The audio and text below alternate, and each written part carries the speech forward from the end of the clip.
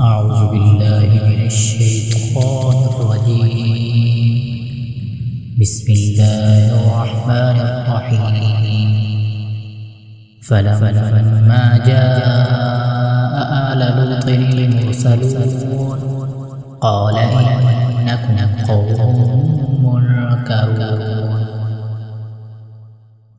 قالوا بل جئناك بما كانوا فيه يمترون وأتيناك بالحق وإنا لصادقون.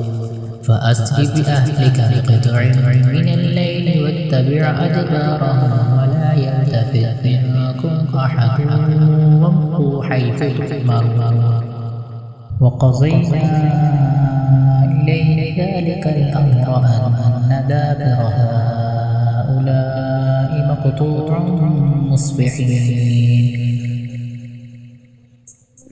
وجاء أهل المدينة يستبشرون قال إن هؤلاء ضيفي فلا تفضحون واتقوا الله ولا تخزون.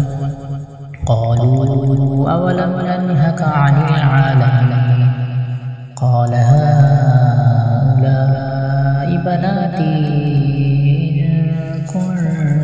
فاعلين لعمرك إنهم لفي سكرتهم يعمهون.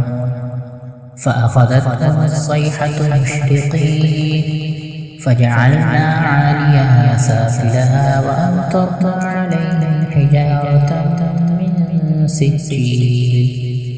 إن في ذلك لآيات للمتوسمين وإنها لبسبيل مقيم.